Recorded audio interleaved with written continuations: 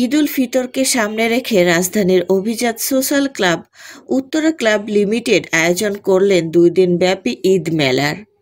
শুক্রবার দুপুরে বর্ণাঢ্য মেলাটির ফিতা কেটে শুভ উদ্বোধন করলেন ক্লাবের প্রেসিডেন্ট মোহাম্মদ ফয়সাল তাহের। এ সময় আরও উপস্থিত ছিলেন ক্লাবের ডাইরেক্টরগণ সালমান মাহমুদ, ক্যাপ্টেন ফারিয়েল বিলকিস আহমেদ, হাসান বিন গিয়াস সাদি, মোশাররফ হোসেন, এবিএম মনোয়ার হোসেন ভূঁইয়া সহ আরও অনেকে। মেলাটি 7 ও 8 মার্চ সকাল 11টা থেকে রাত 11টা পর্যন্ত চলবে। নান্দনিক রুচিশীল ক্রেতাদের পছন্দসই বাংলাদেশের বিভিন্ন নামিদামি ব্র্যান্ডের 30টি স্টল উক্ত মেলায় তাদের পসরা সাজিয়ে বসেছে।